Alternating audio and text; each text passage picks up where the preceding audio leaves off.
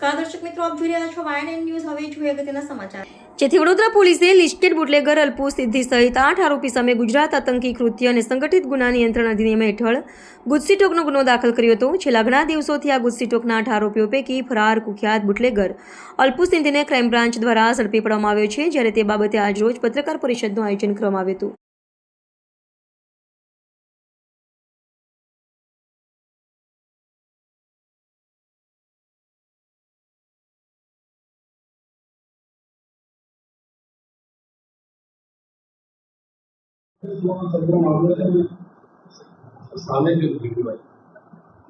વડોદરા શહેરના police commissioner Shri Narsinh Kumar સાહેબ વડોદરા શહેરમાં શરીર સંબંધી અને પ્રોહિબિશન દારૂ સપ્લાય કરતી ગેંગો ઉપર ગુજસીટોકના ગુના હેઠળ સકંજો લીધો.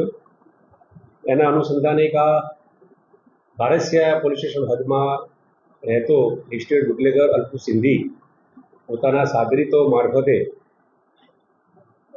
વિપુલ માત્રામાં વડોદરા શહેરની અંદર અને તેના આજુબાજુના વિસ્તારોની અંદર દારૂનું સપ્લાય કરતો હતો. આ અનુસંધાને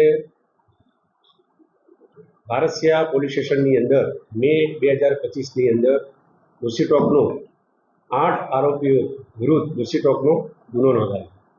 આ ગુનાની તપાસ એફ ડિવિઝન પ્રણવ કટારિયા સાહેબ કરી રહ્યા છે. જે તે વખતે 5 આરોપીઓની ધરપકડ કરેલી અને આ 5 આરોપીઓ હાલ જ્યુડિશિયલ કસ્ટડી જેલમાં છે. આ ગુનાનો મુખ્ય આરોપી અલ્પુ સિદ્ધિ પોલીસ પકડથી દૂર હતો. જે તે વખતે અમે જુદી જુદી શહેરો અને જિલ્લા બહાર તેમજ રાજ્ય બહાર ક્રાઇમ બ્રાન્ચની ટીમો રવાના કરેલી અને અમે ખૂબ પ્રયત્નો કરેલો અને પ્રયત્નના ભાગરૂપે અમને એક ચોક્કસ બાતમી મળેલી કે હરિયાણાની અંદર એ ગુડગાંવની અંદર એક ચોક્કસ જગ્યાએ પીજીની અંદર રહે છે. એ બાતમીને હ્યુમન રિસોર્સથી અને ટેકનિકલ રિસોર્સથી એને ચોક્કસ જગ્યા પ્રસ્થાપિત થયેલી અને ગઈકાલે રાત્રે અમને એ આરોપી હરિયાણા મુકામેથી મળી આવેલો અને એને આજરોજ હાલ વડોદરા શહેર લાવવામાં આવેલો છે. આ આરોપી આ અગાઉ વાસદ જિલ્લા આણંદ ખાતે એસએમસીની જે પ્રોહિબિશનની મોટી રેડ કે જેમાં 30 લાખ જેટલો દારૂ સપ્લાયમાં એ વોન્ટેડ હતો. એ સિવાય ફતેગંજની અંદર ફતેગંજ બ્રિજ ખાતે જે હેરી સિંધી છે એ પણ લિસ્ટેડ બુટલેગર છે. એ બુટલેગર સાથે પણ ફતેગંજ બ્રિજ ઉપર એપ્રિલ 2025ના એને મારામારી કરેલી 307 જેવો ગંભીર ગુનામાં પણ એ વોન્ટેડ. એકંદરે હાલ એના વિરુદ્ધમાં 52 જેટલા ગુના નોંધાયેલા છે, જે મહદઅંશે પ્રોહિબિશન ધારા હેઠળના તેમજ 307 ખૂનની કોશિશ, મારામારી, ખંડણી જેવા ગંભીર ગુનાઓમાં એ સંડોવાયેલો છે. હાલ આ આરોપીને ફતેગંજ તેમજ વારસિયાના ગુજસીટોકના ગુનાના કામે જે તે આઈઓને સોંપવાની તજવીજ હાલ ચાલુ છે અને એ સિવાય અન્ય કોઈ આરોપી સંડોવાયેલો છે કે કેમ તેની વધુ પૂછપરછ હાલ ચાલુ છે.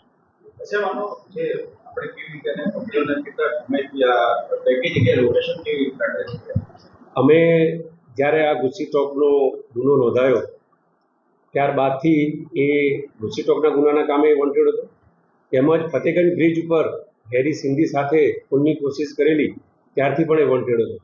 તો જે તે વખતે જ વડોદરા શહેરની જુદી જુદી ટીમો આ આરોપીને પકડવા માટે કાર્યરત હતી. કેમ કે એનો ગુનાહિત રેકોર્ડ પ્રોહિબિશન ધારા હેઠળ ને હરિયાણા ખાતેથી એનું દારૂની લાઇન સાથેનું કનેક્શન ભૂતકાળમાં પ્રસ્થાપિત થયેલ છે. જેથી કરીને પોલીસ ટીમો આ હરિયાણા અને તેની આજુબાજુમાં સતત રહેલી. આ પ્રયત્નોના ભાગરૂપે અમે એને પકડવામાં સફળ રહ્યા છે. ઘણી બધી એફર્ટ્સ પોલીસને આમાં કરવી પડી છે. હ્યુમન રિસોર્સિસ તેમજ ટેકનિકલ રિસોર્સિસ ઘણીવાર પોલીસ પ્રયત્નો કરતી હોય છે અને એ પકડથી દૂર જતો હોય છે, પણ તેમ છતાં અંતે અમે સફળ થયા છીએ અને એને આ હરિયાણા મુકામેથી એને પકડવામાં સફળ થયા છે. ટોટલ એના વિરુદ્ધમાં 2012થી એનો પ્રથમ ગુનો હતો. ત્યારબાદથી હાલ સુધીના એના 52 જેટલા ગુના રજીસ્ટર થયેલા છે, જે મહદઅંશે વડોદરા શહેરના છે અને એની આજુબાજુના જિલ્લાઓના છે. આ ગેંગ કેવી રીતે કામ કરે? આ ગેંગ મહદઅંશે દારૂ હરિયાણા મુકામેથી લાવી અને આપણા વડોદરા શહેરમાં અને આજુબાજુના વિસ્તારની અંદર આણંદ તેમજ બીજા જિલ્લાઓની અંદર દારૂ સપ્લાય કરતી હતી અને એમાં એ જુદા જુદા સાગરીતોનો ઉપયોગ કરતા. આ સાગરીતોનો અમે રેકોર્ડ જોયો અને એમાં કુલ 8 આરોપીઓ જે આ દારૂ સાથે સીધા સંકળાયેલા છે અને એ 8 આરોપી વિરુદ્ધ ગુસ્સી ટોકનો ગુનો મે 2025ની અંદર આપણે વારસિયા પોલીસ સ્ટેશનમાં નોંધ્યો છે. એ પૈકીનો આ 6થો આરોપી છે કે જેને આપણે આજરોજ ધરપકડ કરવા જઈએ. કેટલા આરોપી બાકી છે?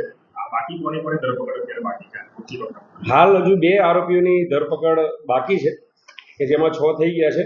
જે બાકી જેમાં ધર્મેશ સચદેવ છે અને એક બીજો મોહિત મનવાણી કરીને છે. તો બેની ધરપકડ અને પ્રયત્નો ચાલુ છે.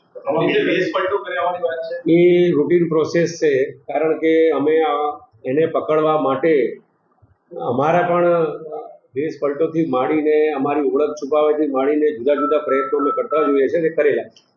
આ એનામાં જે રીતે જુદાઓ આશીને જેને આર્થિક લાભ લીધો હશે એ લાભની કોઈ તપાસ થઈ છે અત્યાર સુધી કે? હા, એ બિલકુલ સાચી વાત છે. એમણે આર્થિક લાભ મેળવેલો જ છે અને એ આર્થિક લાભની આખી તપાસ જે છે એ એફ ડિવિઝન ગુસ્સી ટોકના આઈઓ કરી રહેલ છે અને એમને એ બાબતે પુરાવા પણ મળ્યા છે.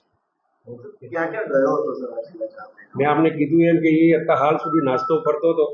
શહેરના જુદા જુદા આ શહેર છોડી રાજ્ય છોડી અને જુદા જુદા રાજ્યોમાં ફરી રહેલો હતો અને પોલીસ પણ એની પાછળ જ ફરી રહી હતી અને અમને થોડાક દિવસ પહેલાં ચોક્કસ માહિતી મળેલી અને એ માહિતી આધારે અમે એનું ચોક્કસ લોકેશન પ્રસ્થાપિત કર્યું અને ગઈકાલે જ અમે એને મેળવવામાં સફળ રહ્યા. સર, તમે કીધું છે કે તેના દ્વારા વિવિધ સાગરીતો સાથે ભેગા થઈને દારૂનો ધંધો વડોદરા શહેરમાં તો હવે એની જે લાઈન ચાલતી હતી બંધ થઈ ગયું? દારૂ સતત પોલીસે કેસ કરતા રહ્યા છે અને આગળ પણ અમે પોલીસના કેસ કરતા જ રહીશું અને આ ગુસ્સી ટોકના ગુનાના કામે આ રજીસ્ટર થયા પછી બિલકુલ હાલ દારૂમાં એકદમ સદંતર નાશની પ્રક્રિયા પોલીસે હાથ ધરી.